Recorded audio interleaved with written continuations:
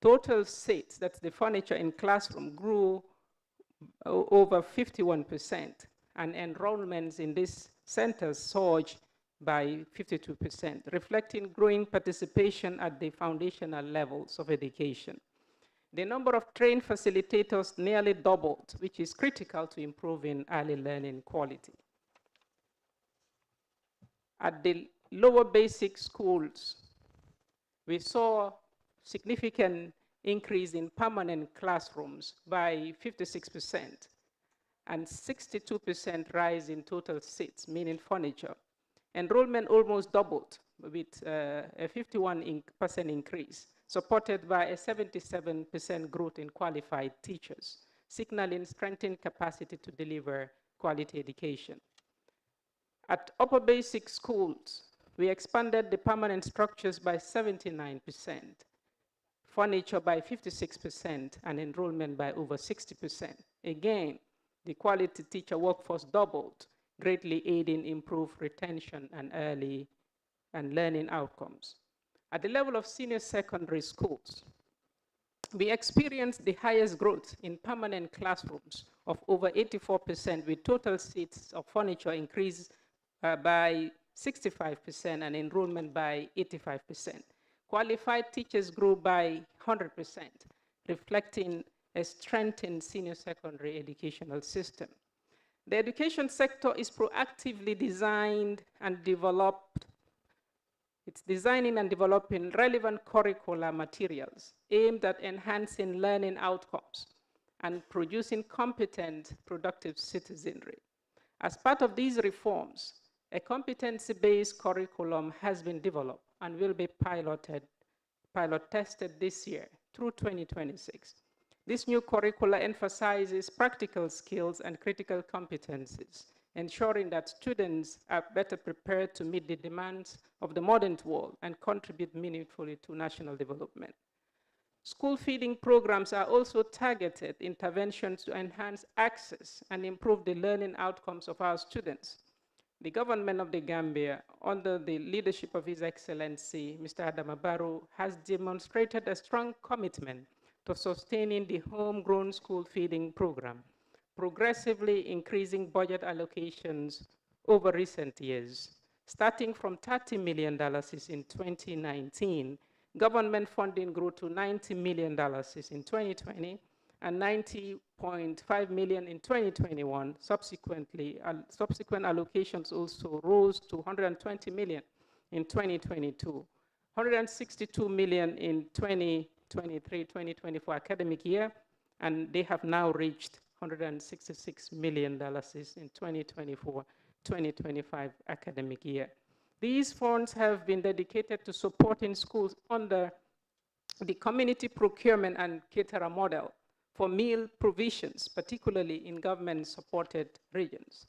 In terms of beneficiary coverage, during the 2024-2025 academic year, government-funded feeding programs operated primarily in regions 2 and 4, reaching a total of 211 schools. These schools serve over 118,000 students. The program also engages approximately over 900 cooks as part of the operational spillover, highlighting in its contributions to local employment. This targeted government expenditures has enabled the expansion and operational sustainability of school feeding services, contributing significantly to improve student attendance, enhance learning outcomes, and the provision of essential nutrition to vulnerable children. The government's strategic investment in these programs underscore its dedication to promoting equitable and inclusive education through homegrown solutions. The program's success is further supported by active collaboration with partners such as the World Food Program, the Catholic Relief Services, with support from the McGovern Dole International Food for Education and Child Nutrition, which extends similar interventions to other regions, thereby collectively enhancing nationwide food security and educational access for over 328,000 students.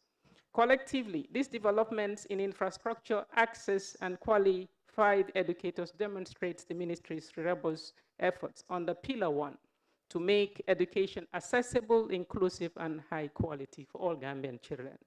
These developments lay the foundation for sustained learning success and national progress. Pillar 2 deals with teacher training and professional development.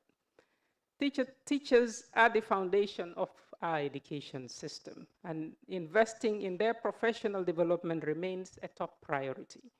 Strengthening pre-service trainings at institutions like the University of Education, the Gambia, formerly Gambia College, is ongoing with expanded scholarships to equip new teachers with modern pedagogical skills and expertise.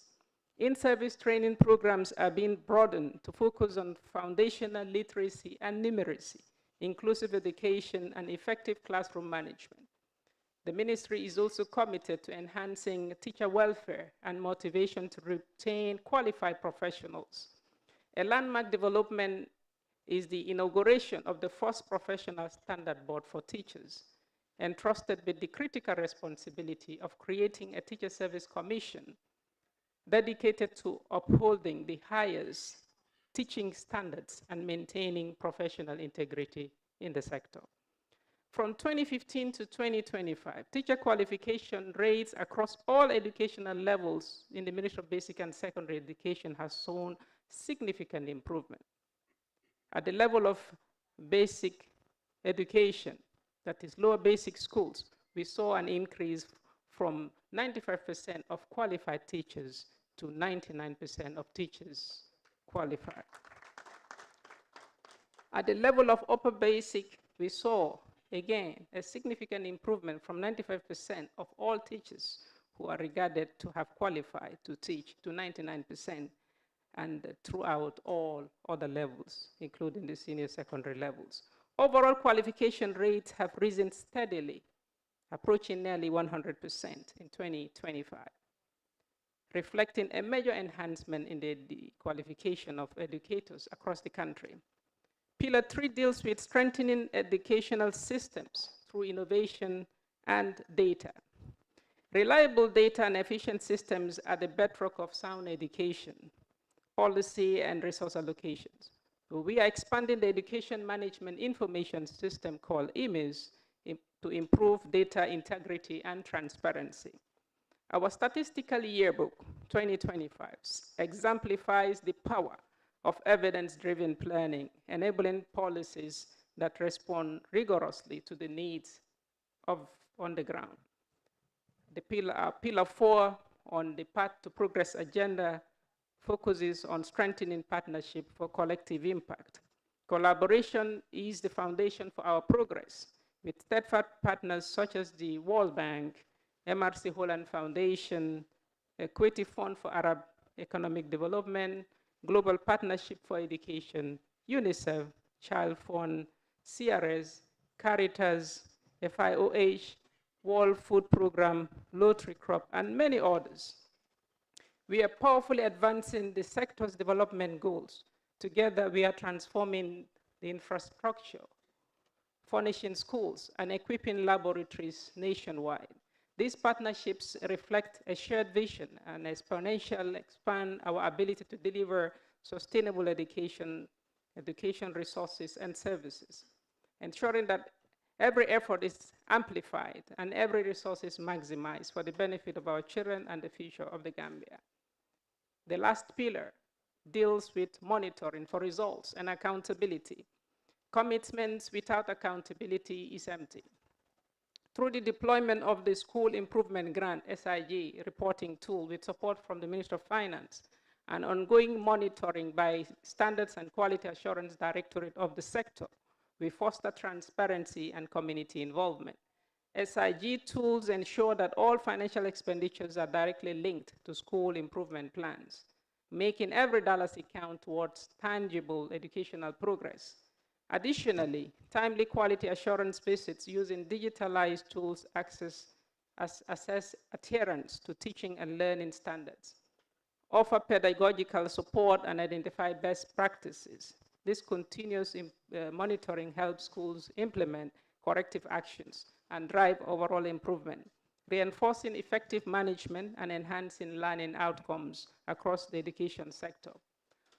Other important ongoing developments to strengthen the sector include foundational learning, strengthening foundational learning. The sector recognizes foundational learning challenges, where only a small percentage of children in grades 1 to 3 meet minimum literacy and numeracy outcomes. To address this, a language in education policy has been developed, awaiting validation and later cabinet approval to promote the use of national languages as a medium of instruction from early childhood development through grade 3. This policy leverages the cognitive benefits of learning in a child's first language, improving comprehension, critical thinking, and creating a strong link between home and school.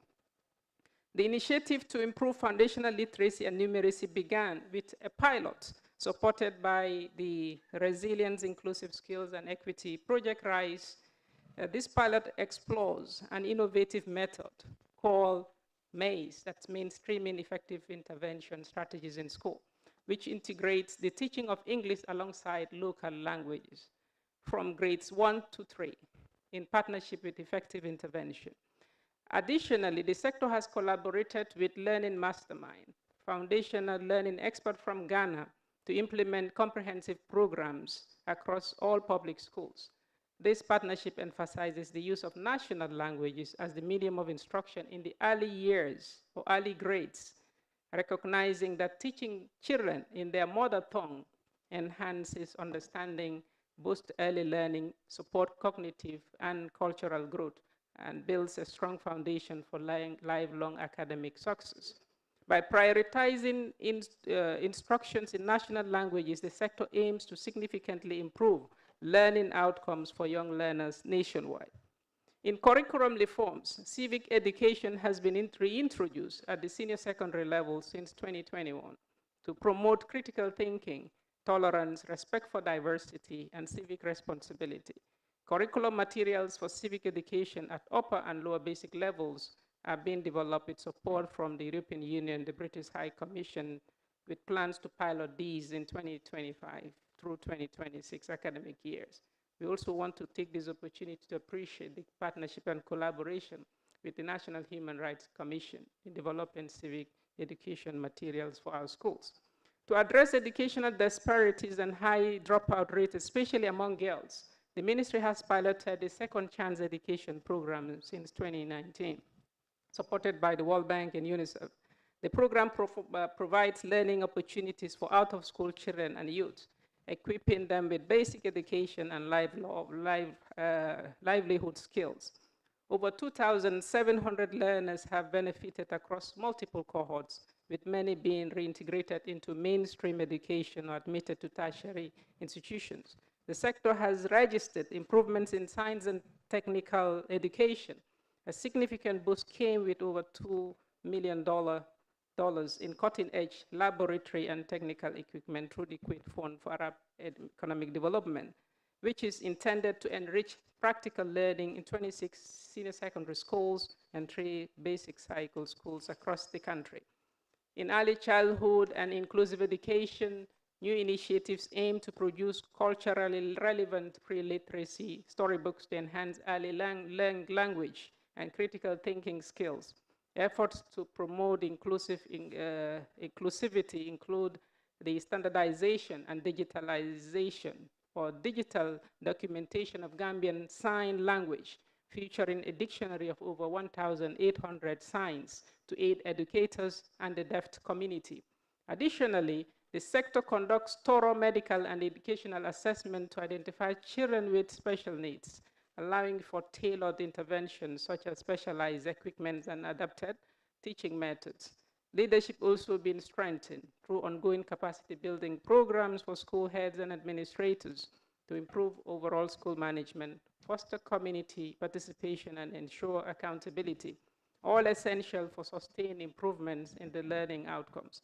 The Path to Progress agenda is not simply an initiative or an agenda. It is a promise that every Gambian child is seen, valued, and provide the foundation to thrive. A promise that teachers are supported and respected as the architects of our future. A promise that together with our partners and communities, we can build an education system that is resilient, inclusive, and pioneering. Today, as we stand united at this critical Mansa Kunda, let us renew our dedication, that is to all our stakeholders, to this important path. Let us envision a Gambia where basic and secondary education is a beacon of hope and a catalyst for sustainable development. The journey ahead requires our unity, our collaboration, working together, our innovation, and our relentless pursuit for excellence. With all of you, I believe we will realize the vision of a brighter future for the Gambia, built on a very solid foundation of education, partnership, and accountability. I thank you all for your commitment and support.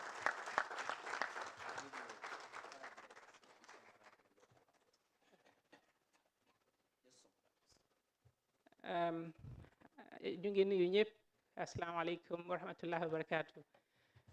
Defe naa fàtte woon naa jaale late Alhaji Bojang ñuy ñaan yàlla may ko aljanna, di jaale famille bi, di jaale nguur gi, di jaale ñëpp ya rabbal alamin.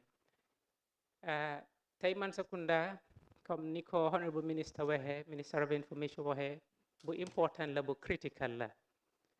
Mansa Kunda bi mu ngi deal with education mooy njàngum yu ndaw yi, yu ndaw ak yi ne ci digga ak yi éeg ci kaw tuuti ba balaa xale yi di dem university. Mu doon loo xamante ne nag dafa critical important ci dundi xale bi, ndaxte ci lépp li ñuy def bu foundation bi baaxee rek li ne ci kanam am nañ ci yaakaar ne dina baax.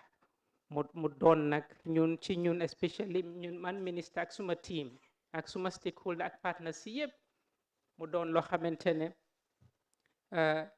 lu ñu itteel la, ñu bëgg a jàppalanteeg ñëpp because jànga moom ñëpp a ci war a jàppa. waa digga la government mooy provide service of education, waaye nit nañ parents yi ak community ak partners yi ñu jàppa ci bu baax a baax, ndaxte bu ñëpp jàppee rek bu soobee yàlla dina dem. fii nag wax nañ fi yu bari yi nga xamante ne secteur banque koo def jëmee ko xale yi ni ñoo mun a amee school si seeni boor, access to education. bu ñu seetee ci gannaaw dinañ gis ne am na communities yi bari yi nga xamante ne dañ daan travel very long distances rek pour am access to education. am na ñi nga xamante ne dañoo bàyyi sax fi ñu dëkkoon dem dëkkal seen yeneen family members ci town bi ndax rek am access to education. defe naa yooyu fi mu ne ni wàññeeku na torop ndaxte development ak advancement ci secteur bi. ba pare wax nañ fii tamit ne xale yi seeni jànga especially bu ñu seetee ci classroom tamit am nañ ci jëm kanam bu bëree bëri. waaw dëgga la du ñàkk isolated cases dinañ ko gis, loolu dafa bokk ci development. loolu peculiar wut ci Gambia, foppe foo dem development daf dee happen gradually. te fi mu ne ni dem nañ to a level bi nga xamante ne léegi comfortably mën nañoo wax ne classroom si nekk ci dëkk bi bari na te ba pare baax nañ, te nit ñi mën nañoo dem gisal seeni boppa. ñuy santa di gërëm MRC Holland Foundation ndax partner bu strong la of Gambia government bu jàppale ministry bi. di santa gërëm tamit Gambia Teachers Union ndaxte jàppale nañ ñu torop in the areas of teacher quarters. boobu tam wax nañ ko fi ne teachers yi dañ bëgga teachers yi xam ne ñooy di backbone of society. képp ku baax nga jànga mun ràññee xam nga xam ne teacher la jàngal. ñun mi fi taxaw tey mun na def li ñoo def nii tey bu du toon teacher duñ ko mun de. waaw moo tax dañ bëgg a teachers yi xam ne secteur bi value na leen, government value na leen. loolu moo tax ñu initiate teacher professional standard board bi pour ñu mun a am a specific board boo xamante ne dina manage teacher service ci dëkk bi. ñu jox teacher yi luñ yelloo ñu ensure ne service education bi ñu deliver ko with integrity with high quality su ko defee mu gën a attractive ñi nga xamante ne they are the best in society mun nañoo ñëw ñu join ñu change narrative bi so ñuy wax teachers yi ngàcca ngalaama te ba pare ñun dinañ continuer di liggéey ak yéen ba ensure ne li ñu nama ci suñu jàngum bi ñu am ko ci so ci gàttal yooyu lañ wax ak yëpp yeneen yi nga xamante ne secteur bi ñu ngi koo def ngir rek support basic and secondary education wàllu lekk ndax am na xale yi nga xamante ne yombul ci ñoom si seeni waajur ñu leen a jox lekk ni mu waree so ñu ngi am partners ak Gambia government ñu ngi spend xaalis bu bëri millions pour rek support xale yi nga xamante ne ñu ngi dem ci jàngukaay yooyu ba pare jox leen lekk tam ñu lekk ndax ñu mun leen a maintain ci école yi wax nañ fii tamit ci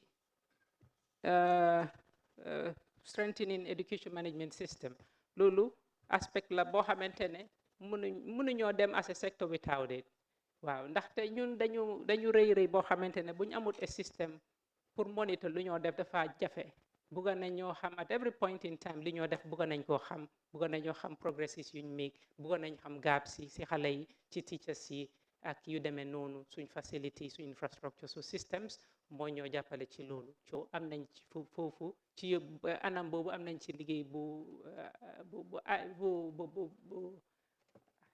don't know how to say this in Wolof waaw bu mucc ay waaw and then am nañ partner si World Bank ba pare am nañ ñeneen ñi nga xamante ne tam ñu ngi show interest so ñu welcome opportunities yooyu pour enhance system bi make sure ne ñu am ay grips of the sector bu ko defee ñu mun a decide promptly on matters that relate to the sector ndax data is powerful and data driven decisions mooy decision bu gën a impactful jërë ngeen jëf.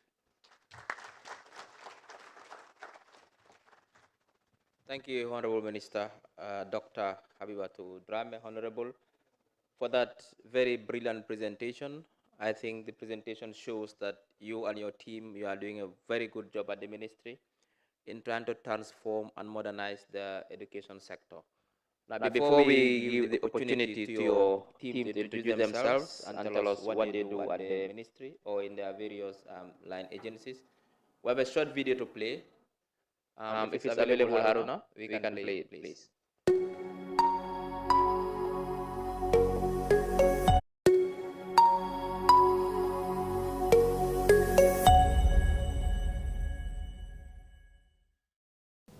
Welcome to the Ministry of Basic and Secondary Education.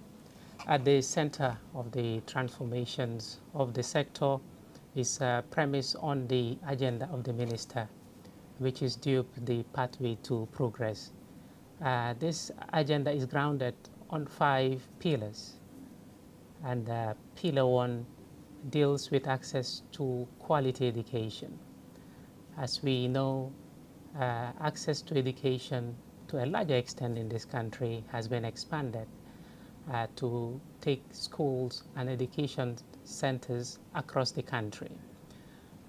In this, we also have issues of quality that the sector has brought some reform initiatives to address the issues confronting the quality, or by extension to enhance quality generally.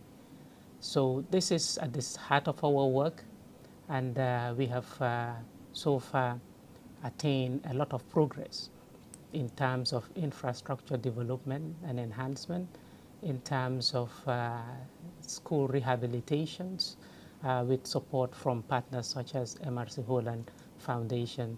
The sector with government has achieved or attained a lot of progress.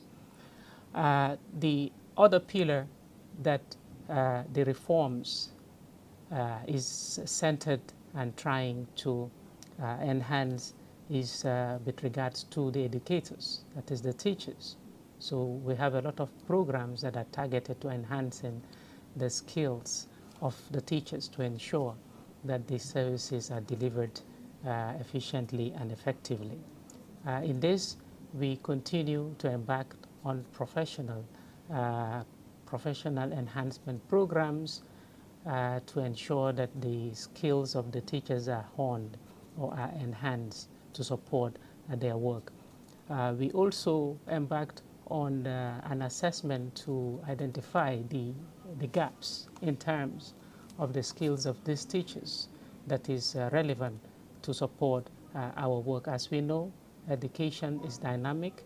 The realities change very frequently. So therefore, it is very imperative that we continue to support the teachers, taking them through professional enhancement programs to enable them deliver the services.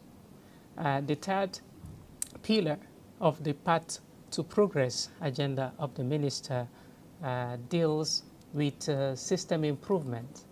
This is critical, this is very important for the sector and for the minister. What this thing has come to do is to support the improvements of the EMIS system. The EMIS is the Education Management Information System that has been able to support the sector in making evidence-based decisions. This EMIS has the potential to accommodate the sector data, not only accommodate the sector data, but also support it in harvesting data to enhance our work. So a lot of improvements and support has been extended to this system to ensure that we stand at a better position to know the data and to also have access to real-time data in terms of our students, their performances, the teachers, and even wherein there are teacher gaps, wherein they have gaps in delivering the services. This system has the potential to bring all those informations out for the sector to take decisions at the right time and very quickly. The fourth pillar of the agenda of the minister deals with strengthening partnerships. And this is why we now have the Learning Mastermind that has come to support our foundational learning. I think basically the challenges with the sector largely has to do with foundational learning in terms of literacy and numeracy. So there is a lot of work and reforms currently ongoing to support, to enhance the literacy and numeracy of the students. And this by extension also goes to provide training, appropriate training to the educators, that is the teachers, to ensure that the skills are strengthened enough to be able to deliver those programs, especially relating to literacy and numeracy. So we'll continue to strengthen these partnerships with others, including the World Bank, MRC Holland Foundation. We have UNICEF, Child Fund, to name a few.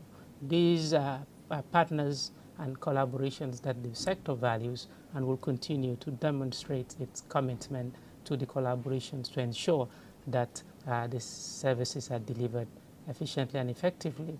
And when it comes to partnership within the country, we will continue to engage with communities. We have very strong structures at the levels of the schools, which includes the PTAs, Parent Teacher Associations, the SMCs, as well as Mothers Club. So these are all partnerships that we will continue to forge because education is the business of everyone.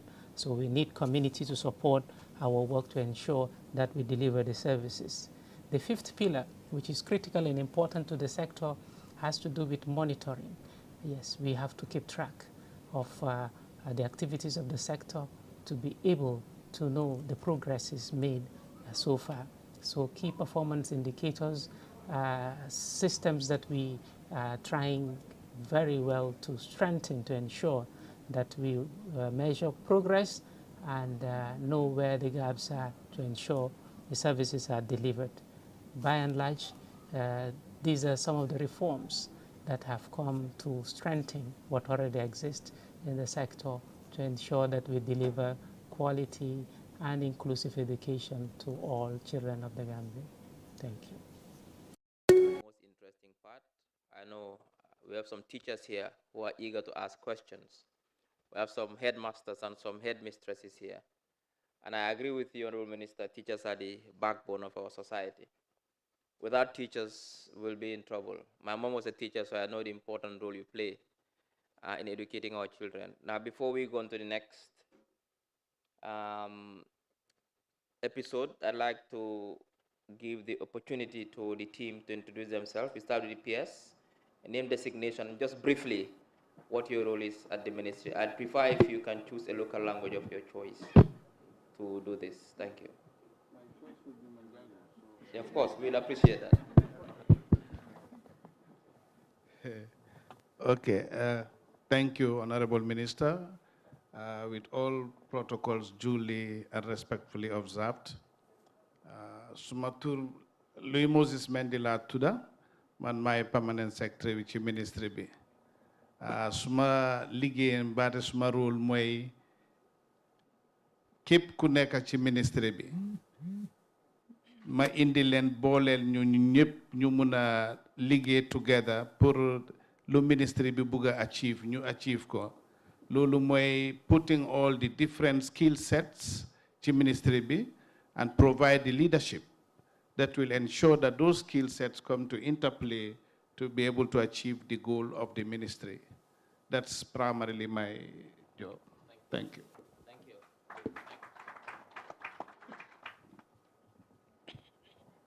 Jërëjëf Honorable Minister. Gannaaw bu ñu nuyoo kilifa fi toog borom ndomb tànk yëpp ku nekk ci turam ak jëmmam ñu ngi leen di wax guddik jàmm. Man maa ngi tudd Adama Jimba Diop maay Deputy Permanent Secretary Programs man maa topp ci Permanent Secretary bi ki nga xam ne mooy kalaak ba mag bi amee ministry bi programme yi ministry bi di doxal man maa ko jiite maa ko saytu ma nekk diggante liggéeykat yi ak ministre ak Permanent Secretary ci programme yi nga xam ne ñu ngi koy doxal ci ministry bi jërë ngeen jëf.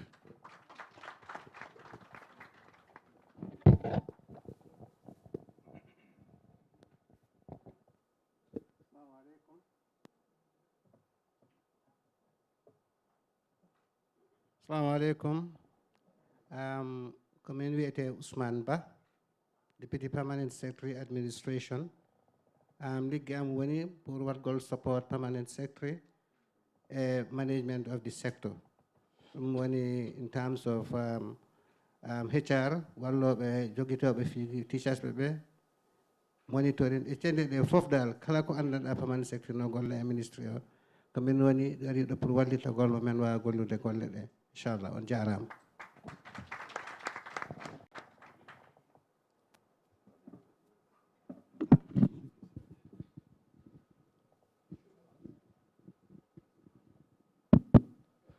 Assalamu alaikum.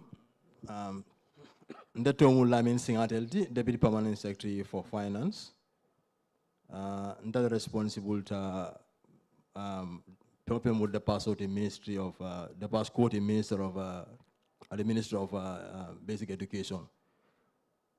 Coming from Nara Memo, the pass out column, the PS advisor, nice na kacha. And one of my responsibilities can make sure budget execution of na Ministry of Finance Mendina, the passo la Carola, kaje ko fana ngana gula passo ngana kul tambinda anyo akana tambi wala. Wala na responsibility. Fama fem the pass quote dal ka PS ya mar wala ntela do quote. La baraka. All right, thank you very much. So that brings us to the Q&A section of this Mansa Kunda. We'll take, do you want to take 2 or 4 questions at a time, Honorable Minister? We'll take 4 questions. We'll take 2 from this end and 2 from this end, and we'll come back to the Minister to answer. Then we'll be doing that until the end of the session. So we'll start here. If we have 2 people here, the lady in front here, Mata.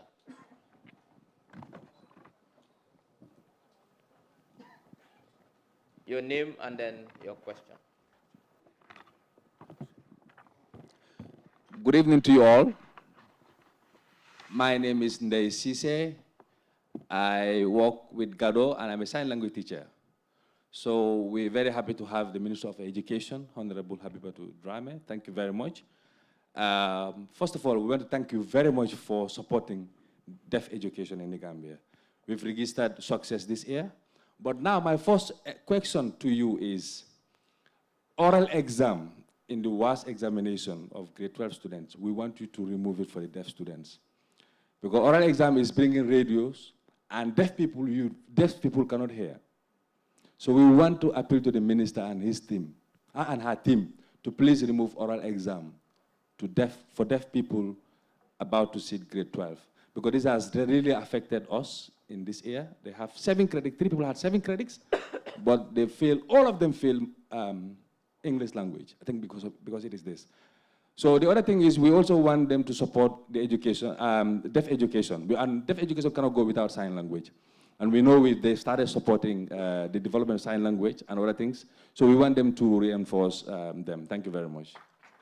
Thank you, Madam Cisse. Those are very important questions. I'm pretty much sure that the minister will take care of them. The next question, please. We'll come to that end. We are on this side still. Okay. Jërë ngeen jëf, maa ngi tudd Amat Kebe Joyko Paradise TV. ñi jaajëfal ko bu baax a baax ci li nga xam ne jot na ko fësal fii li ma la ko doon laaj rek mooy seen diggante ak ñi nga xam ne ñoo nekk amaana muy Arabic school yi ndax jot nañ gis seen report bi nga xam ne ñoom jotoo nañ ko génne 2018 su ma jumut amoon nañ more than 100,000 Arabic students yoo xam ne nekk nañ fii nii ci biir réew mi bëgg nañoo xam naka ngeen di liggéey ak amaana ak Minister of Basic and Secondary Education naka la ñoo jàppalante ak ñi nga xam ne ñoo nekk amaana. Jërëjëf. I'm not solo. Wow. So 2 more questions from that end. We'll start with Mulai. I think I saw your hand up, isn't it? Yeah. Yes. Assalamu alaikum. Mediamulani manika kamola. I think covering COVID nata teacher new student or baby so honore. We are in ministry lesson or introduce prukake telelto, which is very important. Bari kukilim bije.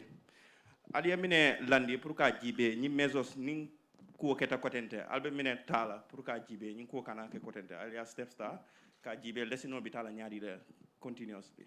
Thank you. Now second question which is very important. Naje ko mopsi radio station o londile pour dinngol karan nya ta because na sate dol biye wol buka tele sotono so ka radio don la moyno bari kukilim bija mantara taka I don't know minam promote ani miatina hanisa alma dati ready mantara taka no mantara operator menalize no busile bulla all right, one more question. Let's start in front and we'll come to the back. Okay. No, give it to the gentleman. This morning I deprived him of his question.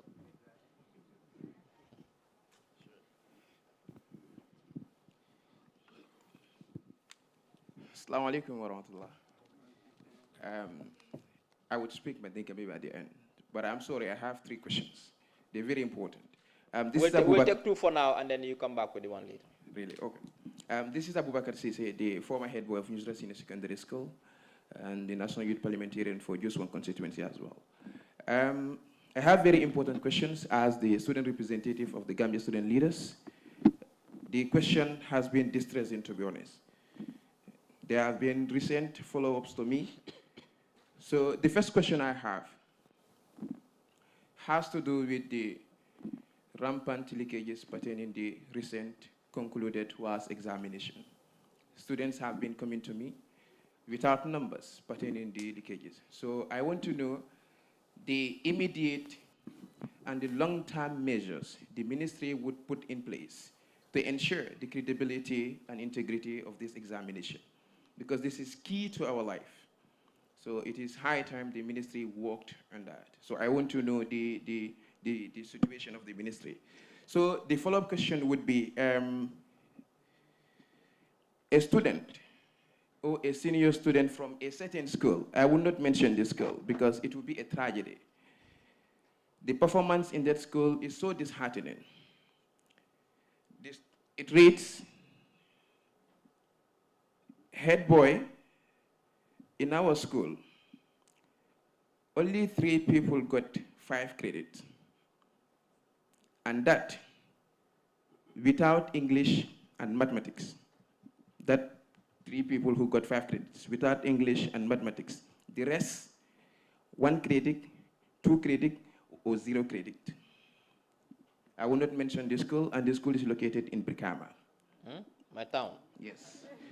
So, but I do want to know that there might have been something wrong to the school, or whether there is a punishment attached to the school, that is why that is happening. So I want to know from the ministry why this thing has been happening in the country. Your questions are very important. Thank you. No, that's fine. We'll come back to you later. We'll allow the minister and her team to answer those questions for now. Thank you.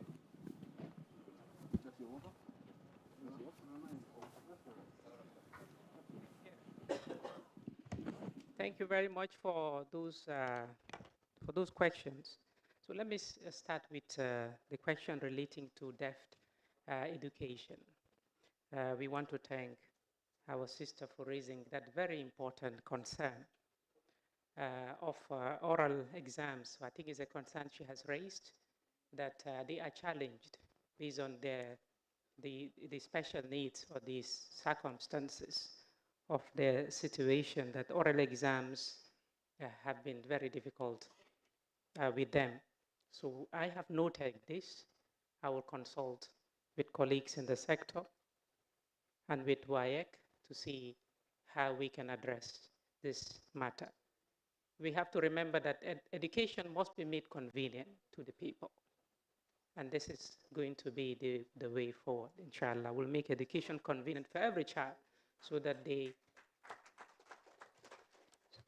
they participate in the examinations at a very level field or playing field. We will continue to engage with the special needs schools and to support them. Like I said in my report, we have already conducted an assessment to understand the needs of the students in terms of special needs, to be able to support them with assistive devices where appropriate to enhance their learning or to allow them to enjoy their learning. The question from our brother from Paradise, I would want to answer in Wolof. Jërëjëf brother ci laajte boobu waaw naam dañuy liggéey ak amaana bu baax sax since 2025 or bi ma ñëwee am nañ series of meetings with Amana leaders yi Amana ak madrasa si pour wax rek ne madrasa si nga xamante ne dañ register with the sector through Amana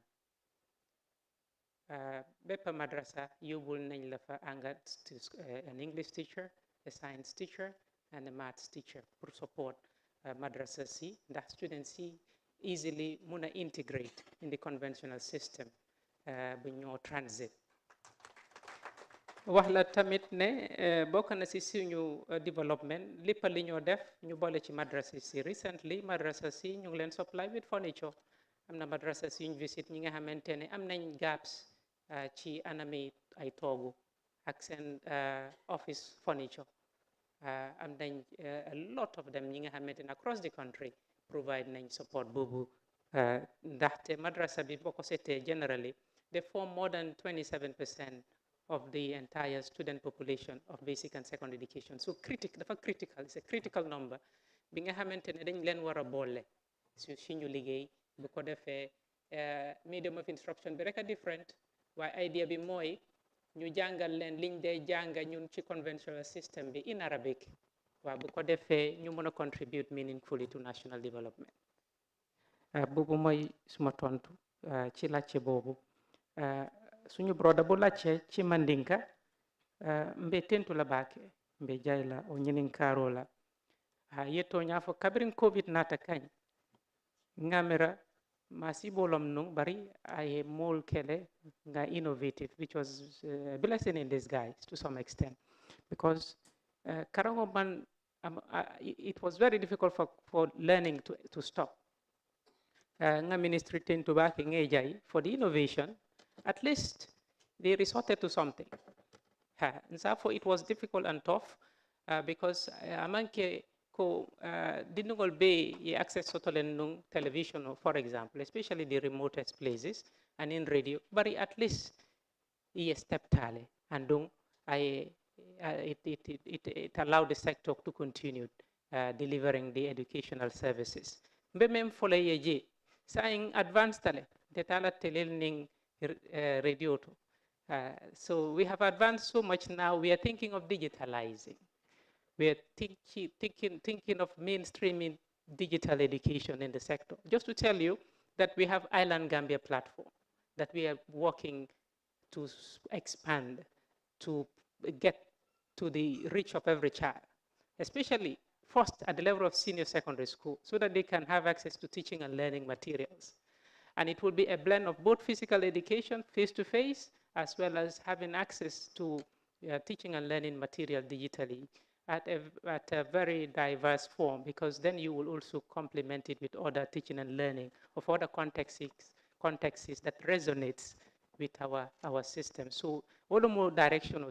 Yeah, long bedin lota jam mtabe phone but these are all parts of the reforms to blend digital learning in our education system. Radio station saying abe kumatela. In fact, malo mune keta last week abeng hakilo to purunga na timo nyininka, but for some reason so many things nyinata. But purka fai alioko ning na partner be engaged. In fact, nin na partner initial meeting also tole. So it's on the table. And also to tell you that we have started the education forum. Lafta men olom ning society ye kacha. Komi nga fale nyaming komanto. Karango mumbela business oleti. Wallahi hani nintelbe sector to ninga kuo beke dinungol imang support sort of from the family atetala. Mbe alonko karango koleata.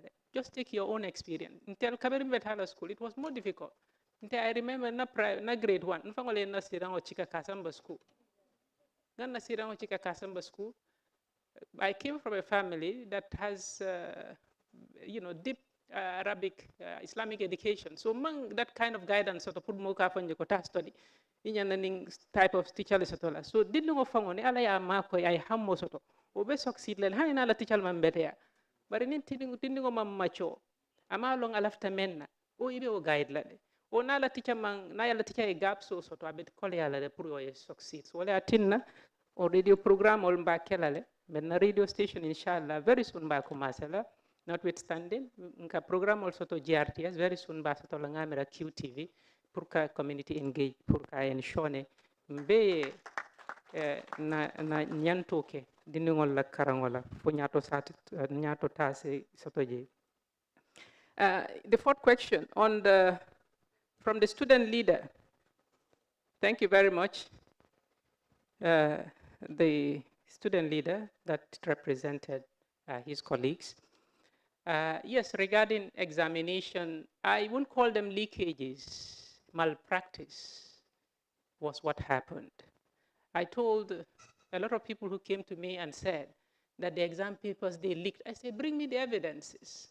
I'm not saying it's not possible, because you see in this life, no matter what you do, people will find ways to be deceitful. That is the reality.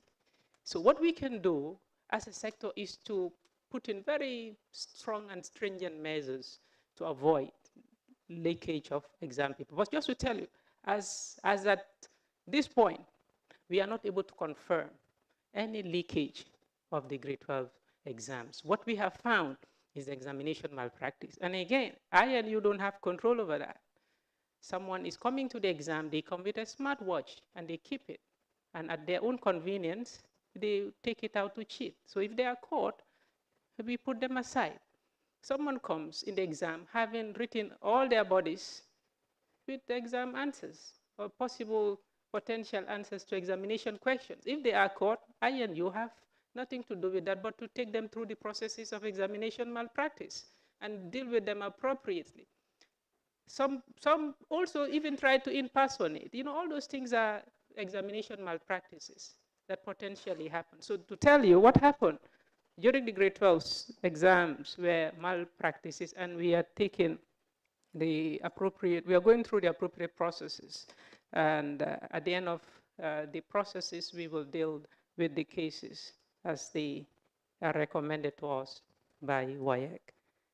And then you talked about a school that performed very poorly in the exams. Before Mansa Kunda, planning staff is here. I worked with him. I told him, you know what I want? I want you to help me harvest data of all schools and their performances, both public and private schools. I want to know over the past 5 years, the performances of all schools. And we will very soon begin the engagements, especially with the private schools, because we have seen some performances, some schools, if they cannot improve, we will close them down. The students need to go back to the public schools so that we can provide the services. You know why? Because parents are paying a lot of money to the private schools, so they must deliver the services. So that is ongoing. Just to tell you, we need the support of everyone, just as we started the mandatory registration again, just to close the gaps, to close where all these issues are coming from. We must learn to be sincere in whatever we do, and to also work together to ensure that we support the sector and deliver the services. I think those are the questions asked. Thank you. Thank you. We'll take 2 more questions from this end, and we'll move to that end. I have 2 gentlemen at the back.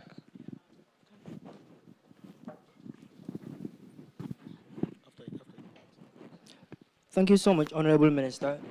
My name is Amadou M. Kande. Thank you for your tireless efforts in shaping the educational sector. We appreciate your dedication to improving learning outcomes for all students. My question is, given that students in many countries excel academically with fewer subjects, typically 5 or 6, would the ministry consider reviewing the curriculum to reduce the number of subjects from 9, allowing Gambian students to specialize and excel in areas of strength, potential, which will possibly lead to a better educational system? Thank you. Thank you. Next.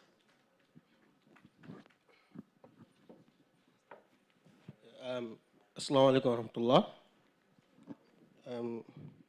Yes, Honorable Minister. Name, please. My name is Mohammed Gassama, just a graduate from New South National School. Yes, my question is, like, records have it clear that rural students perform worse in securing credits in key subjects compared to urban areas. This inequity stems from the fact that majority of highly skilled teachers are concentrated in urban schools, leaving rural and marginalized communities at a disadvantage. What immediate and concrete policies is the ministry implementing to correct these imbalances and guarantee that quality education reaches every Gambian child, regardless of geography? Good question. You are from Newsroad. You never disappoint, huh? Yes, here, in front, here. There's one mic behind. At the back.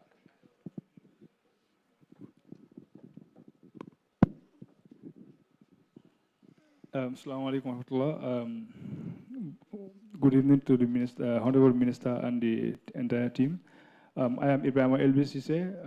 My question is, I want to know what is the ministry doing to update this gathering with regards to the shortage of teachers, in some areas in the country.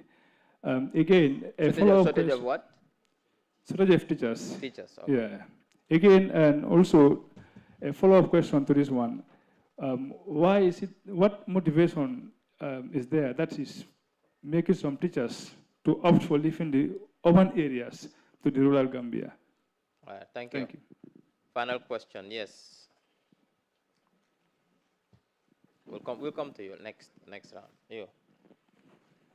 Yes.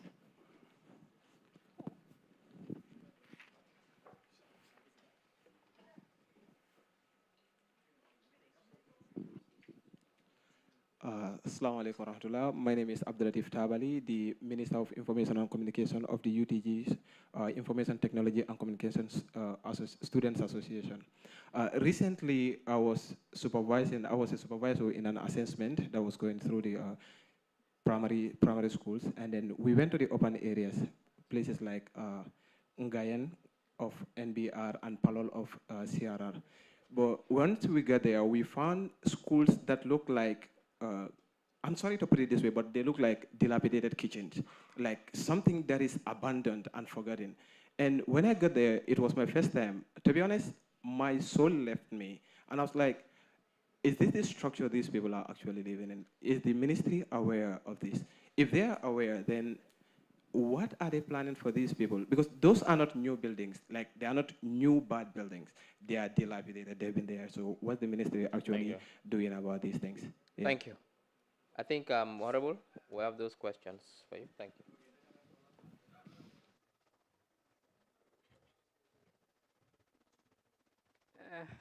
Thank you. Thank you. So let me start from the first one. I think your question deals with or relates to the subjects that are offered at grade 9. So according to you, there are too many. There's so much for the students. So why don't we go for fewer so that the student can be competent? It is noted, but just to tell you that the reasons for all the subjects is just to expose the student, it's just to extend the horizon of the child. Because, see, people change. They change their ambitions regarding career paths to pursue. Sometimes you study business or commerce in high school and you end up in the arts in university or tertiary and higher education. So that you can, you have potential to do that only if you are exposed to a lot of subjects. Yeah, but we will look at that. We'll look at that and give the students the best. So that is the intent of the sector. What will ground the child before they transit to higher education. So whatever method, whatever model can bring about that is what the sector will take or do. So the question on the rural students and why often they have poor credits and why teachers are concentrated more in the urban centers, and what we are doing as a sector to ensure that more quality or qualified teachers get to the rural areas. The reforms that we have embarked on, I don't know if there are teachers in this room. We have embarked on a particular reform and we have deployed teachers.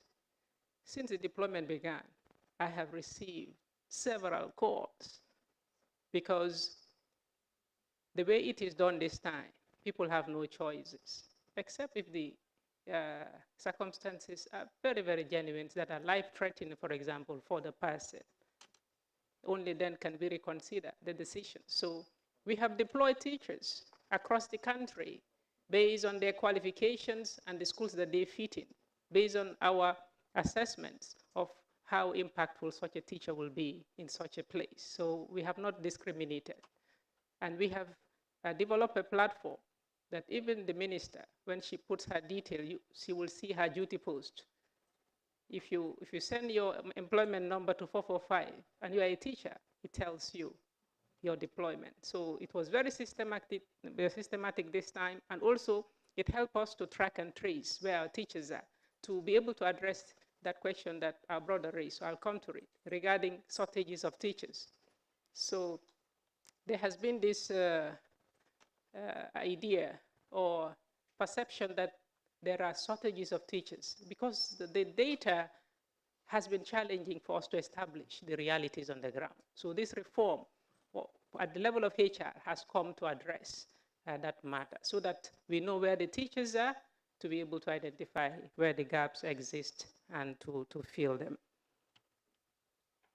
And yes, so you were saying that the teachers don't want to go to the urban center. He is saying, what kind of motivations have we given to the teachers that they are clamoring to go to the urban center? So you can see the different perspectives. So the rural areas, they have certain incentives. And we have had to reach allowances and other allowances that are extended to the teachers if they are posted in the rural communities because of the peculiarity of those communities and sometimes the hardships that some of them undergo. So that is it. So the motivation is that there are allowances attached to postings that are very far away from the urban centers. Perhaps that's the reason why some teachers prefer to be posted in the rural areas compared to the urban centers. So the last question raised a concern about his experience during his supervision visit to a school that looked like a kitchen, if I heard you well. Yes, government does not build kitchens for schools, as schools. We never build kitchens as school. Well, we never build school infrastructure that perhaps represent what you saw. I want to tell you that sometimes communities come together and put up something within the community to provide the education services. Maybe because the expansion has not yet reached those communities. Like I said, I did say this, but the policy of the sector regarding access to education is within 2-kilometer radius of every community. So there are some communities that don't have school within 2-kilometer radius. So if they have small children that need to go to school, sometimes they just come together and put things together. You know, sometimes they get philanthropies who just build something for them and they engage with us, we see how to support them. So eventually what happens is we come to their aid. So if we know about this school, we get a partner there to support them to, you know, refurbish the place if it's dilapidated, if it's only dilapidation that the school has, or if it requires that we rebuild the facility, we will do that. We did that after my visit to some schools. When I came in, about 3-4 schools, the infrastructure has commenced in those schools. One in Birkama, I think Chise was a very critical school. When I visited, I almost cried. But it's a community school. It was not built by government. Government can never build such a structure. It's not possible. So, but we came in, and now we are supporting them. They are going to have, perhaps, in our context, state-of-the-art primary or a basic school.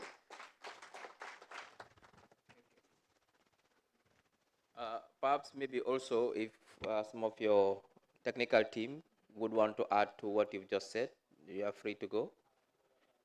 Regards to, we know the minister has adequately answered the question, is something that you would like to add to answer those questions as well? Or just to recap from previous questions, if you have anything to add, so we give you the chance also, so you don't become just spectators. Yeah, now, we'll give you the chance to do it now, yeah.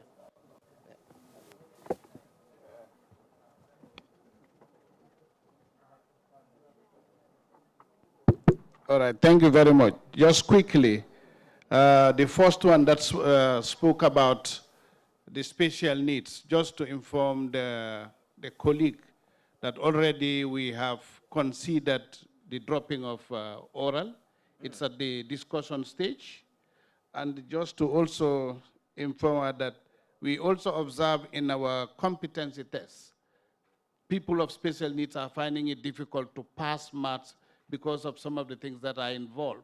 And due to their nature, they can never, ever pass that. But that is now used as a benchmark for recruitment. So we are also dropping that for them to be able to be recruited, not because they have that deficiency, just to support that. Good. And they spoke about relationship with Amana. Just to tell you that we are spending over $200 million annually in support of Amana alone. Like the Honorable Minister has said, we have a cordial working relationship. The system was that they need to be registered with Amana, but some of them refuse to register based on personal reasons. And once that exists, we don't also put public funds into that until they, because if we give them public funds, they should not charge fees. And some of them want to charge fees. They don't want to part with fees. So therefore, public funds cannot be put there. Once we give subvention to a school, regardless of the level and the type, it should not charge fees. Just quickly, somebody has asked about the radio. Honorable Minister says he will see. For your information, I have just signed the recruitment. The director, the communication head is here. Next week, they'll be recruiting those that will be going into that radio for the education sector. Was leakages, my minister has adequately looked at it. But let me say that this year, before even the WATS papers were printed in the country, there was already a social media notice or whatever that it is leaked, when they have not even started printing them yet. Just to share with you, Minister was concerned, everyone was concerned, and when we shared that the papers are not printed, it was surprising to many. So let's be careful of the kind of information we take. It is not leakage as with, but he told you that some of these things is because of examination malpractices. We are having zero tolerance on it because we don't want an instance where a student presents results somewhere, within or outside the country, and that result is questionable, and the integrity of the country and the examining body, which is where, is put at risk. So we are not tolerating that.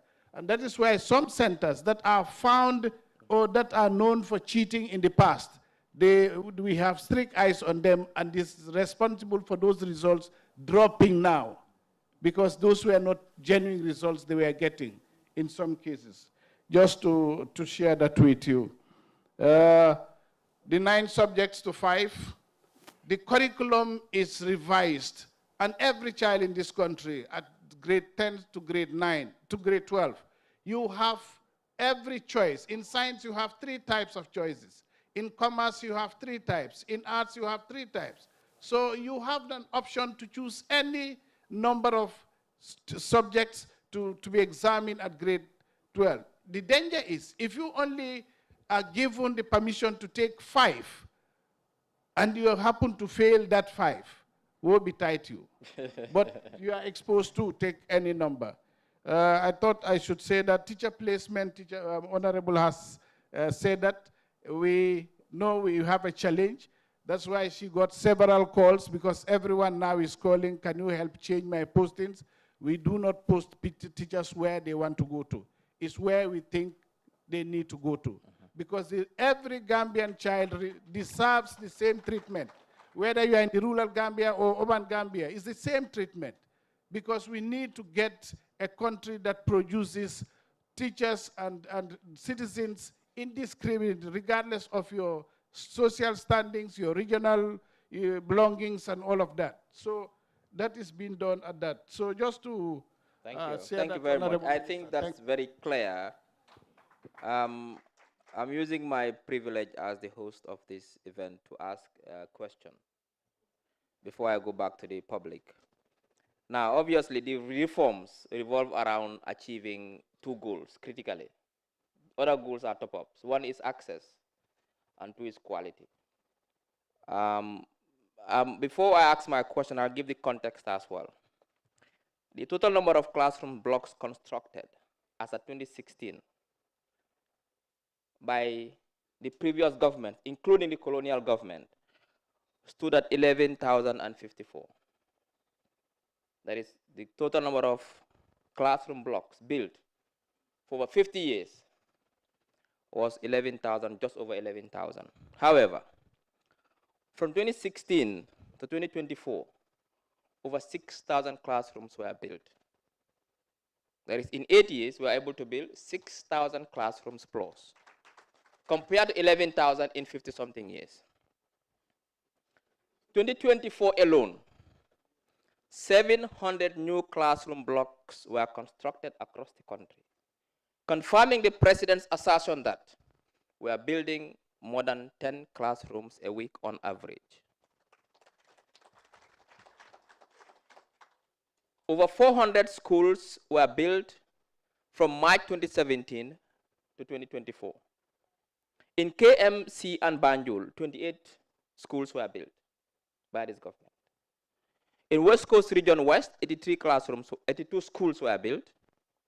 In West Coast Region East, 40 schools were built. North Bank Region, 71 schools were built. Lower River Region, 52. Central River Region South, 52. Central River Region North, 33 schools. Upper River Region, 65 schools. A total of 424 schools were built in 8 years. In infrastructure, I already said, over 6,000 classrooms built. Over 1,900 staff quarters built. Over 200 school kitchens built. Over 6,900 school toilets built. We built 290 schools with water systems and gave over 200 schools electricity supply, and built over 184 schools. We built their fences. Now all these were completed by this government. My question is, this is serious investment in education infrastructure. To what extent is it going to transform the education sector in this country? That is my question. Now I'll go back to the crowd. Yes, we'll start over there now. At the back. The guy in blue and gray. Yes.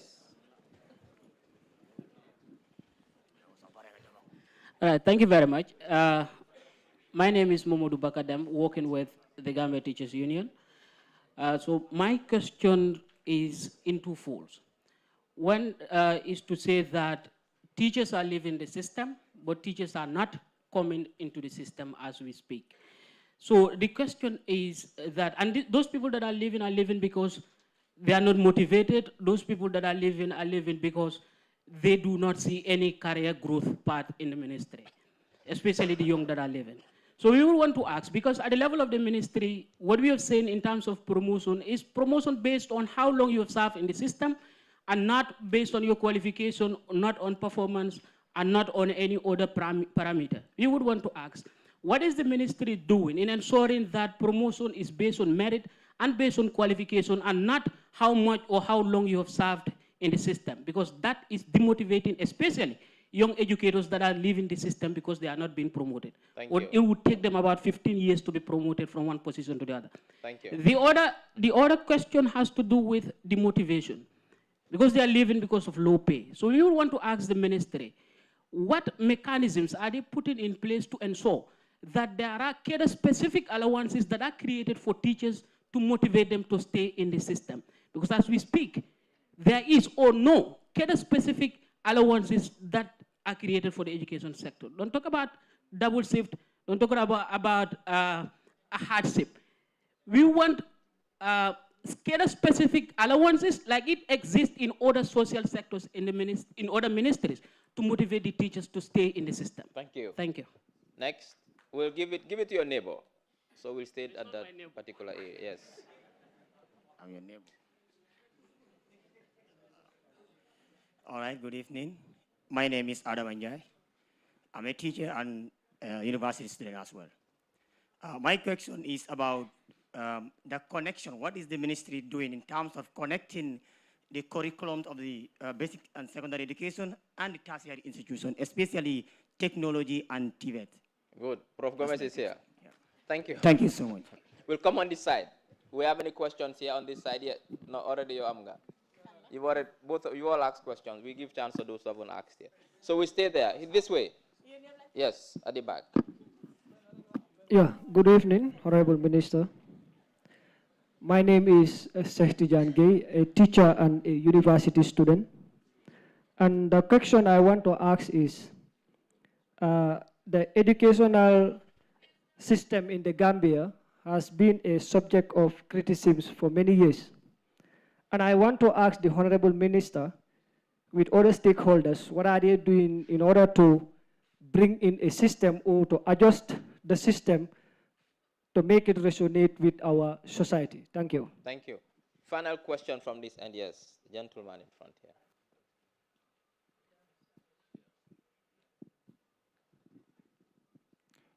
Thank you so much, and good evening to you all. My name is Mamadou Sanu Jallo. I am the Secretary General for the Education Students Association, University of the Gambia. I have two questions, but I think my first question is substantially questioned by Honorable Bakadem, that is regarding teacher attrition and teacher retention.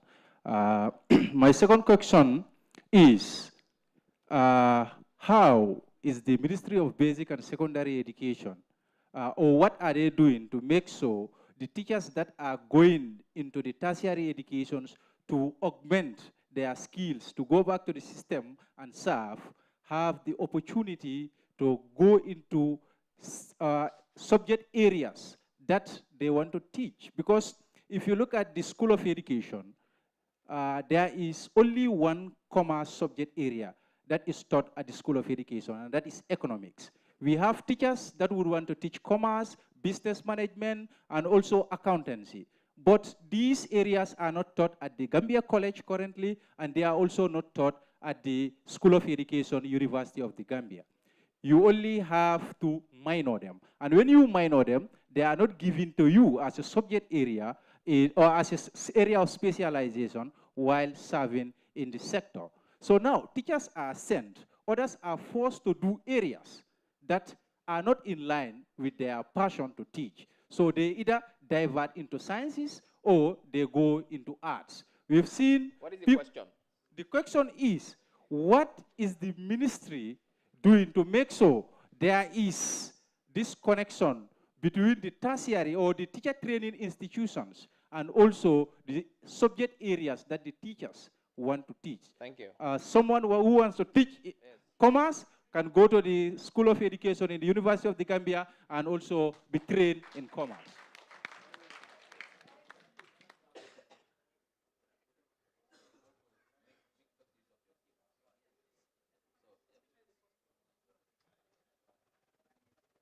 Thank you. So the first question came actually from the Honorable Minister. You know, I was marveled by the extent to which he knows the data of MOPSI. That's impressive. And that is the beautiful data that we have in MOPSI. In fact, if you should do a comparison of the realities today and what prevails in the past 10 years, you will be shocked by the marked progress. I'm very happy that you delve into it. Yes, Honorable Minister, these developments come to create a level playing field for every child of the Gambia. Education is no longer a privilege, it is a right. It's across the board. Every child has now access to education. Maybe you will say, I like this, I don't like this. But to say that the school is not close to you is no longer the case. So that is what this government has come to provide to the children of this country. And the mark transformations in classrooms, in furniture, also goes a long way to create the environment that is conducive enough for the child's education to take place effectively. We all know that the learning environment matters a lot in the education of the child. So this is also a development, it's a transformation in the trajectory of our time. And we are very happy to be associated with this development because our names will be in the history books, and that is appealing and comforting and a legacy for this government. I just also say that, yes, feeding may be a right to every child, and I agree. There is no child who should go to school hungry. Although we have made progress in this area, there remain gaps, and hopefully we'll continue to engage government with all the support and investment it is doing in this area to ensure that there is food security for every child that goes to school. So these developments have really come to support the children of this country and to make education comforting to every child, to ensure that they are grounded as they transit to tertiary and higher education. Thank you very much, Honorable Minister, for all that relevant information to this audience. Now to the second question. My colleagues may have additions to that point, and they can come in after my intervention. So the second question relating to teachers or regarding teachers, no career growth. That is the perception of the brother who asked that teachers seem to lack or not have career growth opportunities in the sector. and that promotions have been on the basis of longevity. And why is the sector not basing promotion on merit? The colleagues are here. When I came, those are the things, those are the reforms we started putting in place, because I believe in the potentials of our people. I believe that people should be rewarded based on their outputs and not that they have served for such and such time. So we are with you, my brother, on that. And we are working with HR to produce the human resources policy to support our work in this area. And that is why also we inaugurated the Professional Standard Board. You see the challenges that we have in the sector regarding pay. But to tell you and to be fair to everyone, I think the Gambia government has done marvelously well regarding teachers' salaries in this country. One that has not existed in the past. The increments that has happened during this government, I don't think happened in the past, although we can do better, and I agree with you. Like I said, the teachers are the backbone, the cornerstone of every development and the development of the Gambia by extension. So we should give them all the support and encouragement to ensure that they're prepared enough, that they're the best to provide the educational services we need in the sector.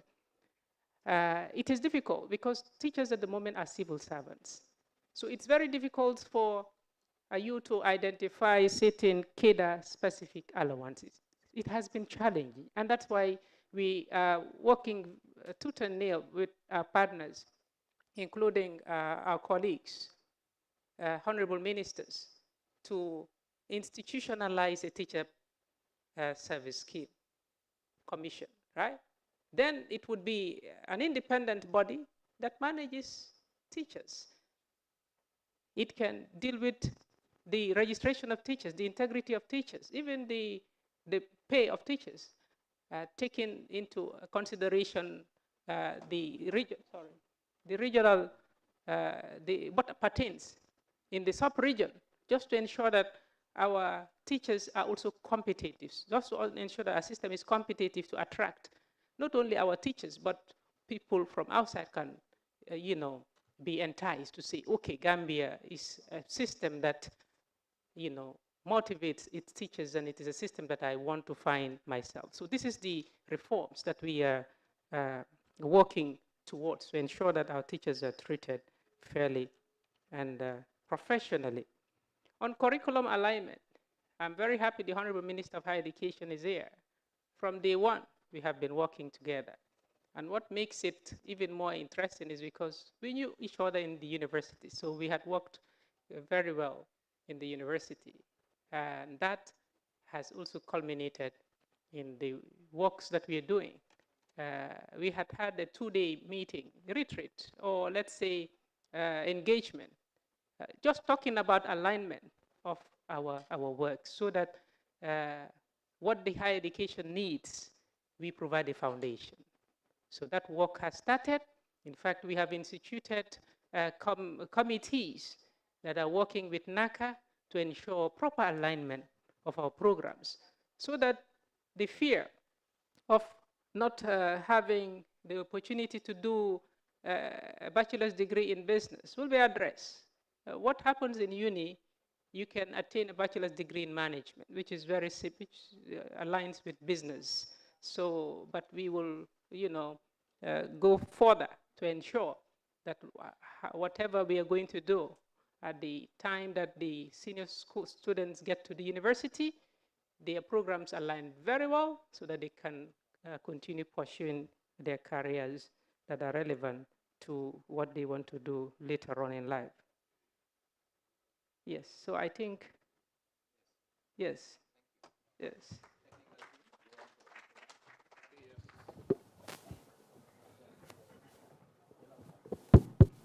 Thank you, Honorable Minister. Just briefly to indicate my colleague who spoke about teachers leaving, I can assure you that it is not about motivation. There are many factors into it. But a survey or a study would reveal, I think, a more informed reasons for it. Because I know you're making reference to the recent recruitment at the Gambia Police Force, with all honesty, I know that. And we can have discussions. We are aware, we are putting note, but it's not only a pay, because we all share the same pay scale across government, regardless of where you are. The police are paid the same, but there are other things that are luring people into that. So just to give you that, it's not because of that pay alone, okay? And then you spoke about promotions. Let me observe that as a government, we do not have a appraisal system where promotions are based on performance or merit. Until recently, I'm sure was it yesterday or day before yesterday, the Minister of Public Service, you saw them validating a document that will now speak to something like that, so that people now are not only promoted based on sequence of arrival, but rather on output. But again, you said it's not based on qualification. That is not an accurate statement, because as you get qualified, your pay grade also go up. If you are a PTC, you are grade 6. If you are a HTC, you are grade 8. If you are a graduate, sorry, HTC, you are grade 7. If you are graduate, you are grade 9, and it goes grade 8, and it goes on and on and on. So a qualification to attract high pay. Just for point of rectification. Minister already spoke about the specific. I will not talk about that, and also the connection between TVET and this. But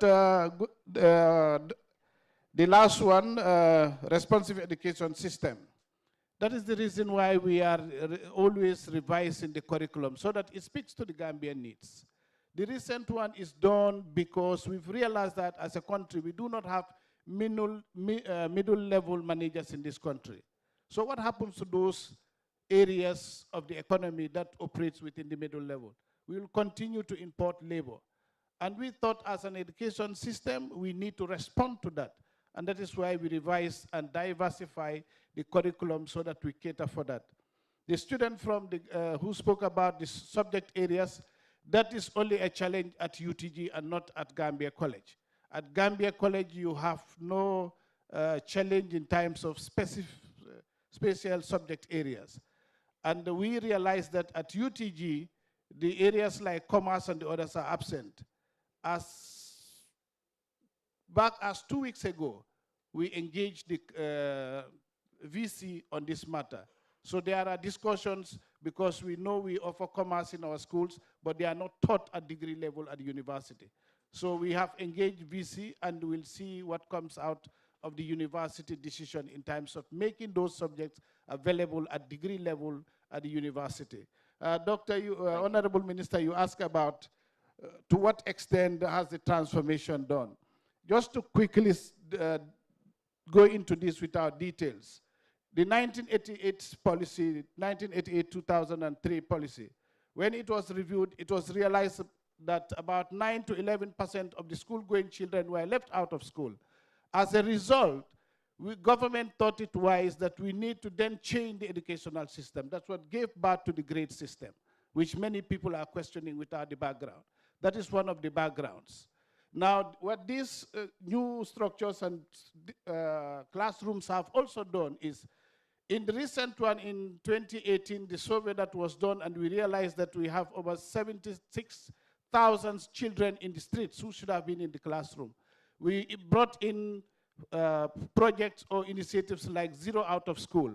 It was supposed to be a 5-year program to put those 76,000 students into the classroom.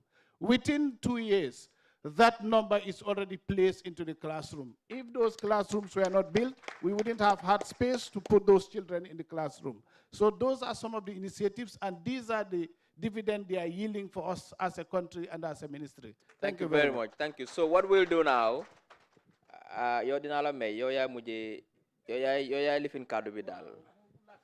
Wow, si all of ya ñu ko summarize dina ñëw ci yow. Luma def moy I'll take just 2 questions only.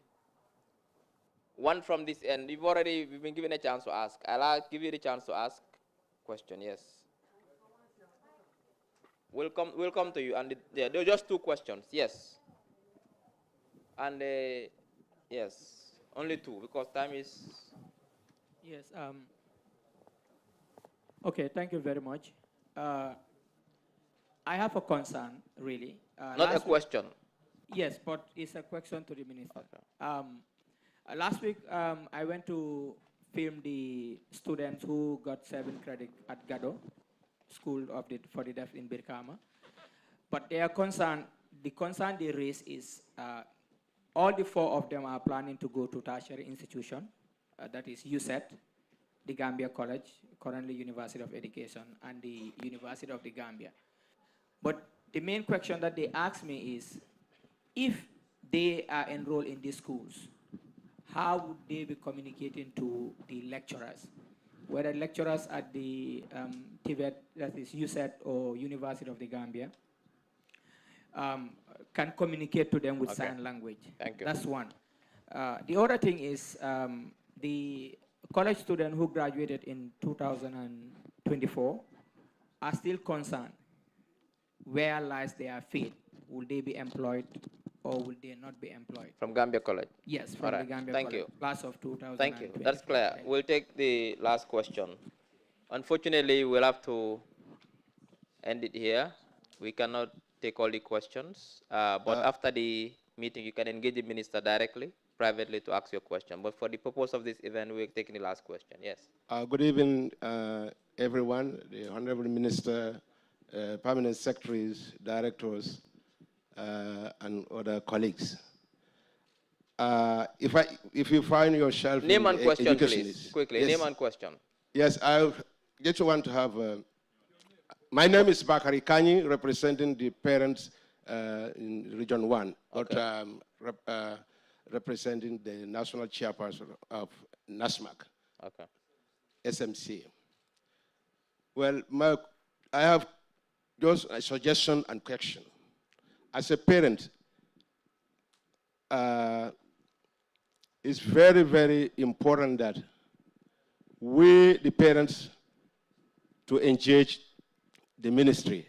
And the ministry, in that point, will thank them very, very much, especially Region 1, from the minister, the director, the directors, the SCAD, regional directors. We have open door policy for them. They gave us the open door policy. But I just want to express myself fully in Mandinka language so that I'm representing the whole party. Yes, quickly. Yes, but it's very, Honorable Mr. Sorry, but it's very important because parents are the source, Mandinka Kaon, okay. Ululalu, wala mu bunda foloti, puru karamwe. So abinyamen ni minister le nyojele by permanent secretary yalon ululalu be doko menajem. Yeah, thank you all very much. But natamen crossi enrollment. Ndulka bata enrollment koto back. But obita school of feeding program let. There are some, because I'm visiting here 3 days ago or 4 days ago, some village, ye karamuna nasoro. Conventional school and in Arabic school, but school killing school dobeje where food feeding supply soro. So ni enrollment sida, when men are depending back a conventional school, well dinul be kabo or kramotol. Ara Kunda a building better lodge men cost millions of dollars. But ni taradula dolto because of what? Chiankol ni badi called. Chiangol niye domoraki dawda ekrawala. So until me parents solti, mbafolo minister eko, iba come back a minister back because feeding is very difficult and very expensive. So saimbe me yes wato tije. So be kuma kilim fala jang kotanke. Parents solu e ka karabaka kramotole. Bari it doesn't have motivation dollar because niaji be nga school committee also. Bari kamen jije jamabu kana school minister and ministry meta washilen but saying it will be na kenola puruko parents will motivate especially SMC and NASMAC. Okay, abarka Minister, you can quickly summarize those 2 questions and we'll give DPS job to just summarize for us in the local language. barka bake mbatu nga commencé tetala barka SMC actually almost school management committee so community komi nga fo nyami school structure versatile tale nga community fanan kafujele because diningol ka bo community lito yet même fo olomu ba folali ko ali ma ko diningol la karam ko la parents all because karango Gambia is free so enrollment man nyanna kela problem so mo bele nyanna nala mo be nyanna la dinningo ma ko elale fo yise karango soto nyame school feeding program nga fo nyame Gambia government this year 166 million nga wala spend for school feeding owning partners World Food Program and CRS mang ke kilinti they also have their own expenditure on school so the passive balo but nga ila concern or not lembe continue la le government be commitment or demonstrate le kay ensure dingo na beta school na tala domoro table inshallah for domoro se futa ima quickly the deaf student okay that's for higher education honorable minister will handle that with you later graduates Gambia College graduates from the School of University of Education the Gambia yes employment this year it's tough for us because we oversubscribe most of the slots regarding teacher employment. But I just want to be very clear. Teacher employment in this country going forward will be on need basis. It's not anybody who trains to be teacher can become a teacher. When the gaps exist in the sector, inshallah, with the right qualifications, we will appoint teachers. Thank you very much. Thank you very much. Thank you, DPS Job. Quickly, si Olof rek nga tinkal ñu waxtaan bi benn 1 minute laa la may. jërëjëf honorable waxtaan bi yaatu na trop lu bari lañ ci laajte waaye dafa am benn laajte boo xam ne moom honorable moo ko laajte man boobu moom a gën a yitteel ma bëgg a ci sara tuuti rek ci li nga xam ne moom la suñ ministre wax gërëm na ko ci lim am yitte ba xam chiffres yi nga xam ne moo nekk ci éducation liñ tabax ci ay classe liñ tabax ci ay wanag liñ tabax ci néegi tijjee yëpp wax na ko mu laajte ne bon léegi naka la ñoo def nag loolu ñu mun a findali loolu mu nekk ci njàng mi ba mu wanee ko ne liñ ci dépasse ni bëree loolu gis nañ njëriñ li suma boos ta wax na ci tuuti waaye dama ko bëgg a wax ne jàng dafa mel ni garab goo ñëw pour suuxat doo ko jiitee rek dog ko tey li nga doon wax yëpp pour xale yi mun a egg ci school la loolu benn la ci xaate mi nga xam ne def nañ ko ñaareel bi mooy qualité njàng mi naka lañ ko mun a soppee loolu la laajte rek loolu nag dafa nekk loo xam ne foog su mu jël waxtu parce que yeneen yi nga xam ne yëpp xaatim nañ ko fi ministre waxoon ko ci waxtaanam dafa ñëw pour dimbale qualité jàng bi bon nag qualité bi doo xëytee rek ji garab gi tey suuf ko tey mu màgg tey nga dog ko tey lekk mënut a nekk day jël ay waxtu waaye incha allah am nañ yaakaar ne bala policy période bi di jeex dinañ door di gis garab gi di tontóor. jërëjëf thank you very much DPS Job. Thank you very much ladies and gentlemen, those here in this hall to attend this very important Mansa Kunda, but also those watching from home. It was a very insightful Mansa Kunda. Like I said, Mansa Kunda doesn't only connect government to people, it also connects all friends. I saw someone in the hall here who has been a schoolmate in Sweden 25 years ago. I'm not sure if it's him. If it's him, good to see you, Keba. That's it for today's Mansa Kunda. Next Mansa Kunda is the 12th of September. And guess who's coming? Myself, the Honorable Minister of Information. So all are invited to that Mansa Kunda.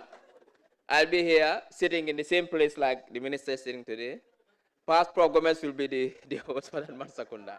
But that's it. Thank you very much. It's and tomorrow we have the Children's Mansa Kunda with the Children's National Assembly from all over the country. About 240 of them are meeting here to meet almost 8 ministers to interface with them, from healthcare to security to higher education to basic education to youth and sports. Children will ask them questions about how they are running their ministries. Tomorrow at 10 o'clock here, all are invited. On that note, until the 12th, thank you very much, members of the press. Haruna, you and your team, you've been fantastic. Thank you. Tomorrow, yes. In the morning, 10 a.m., not 10 at night, 10 a.m. Thank you.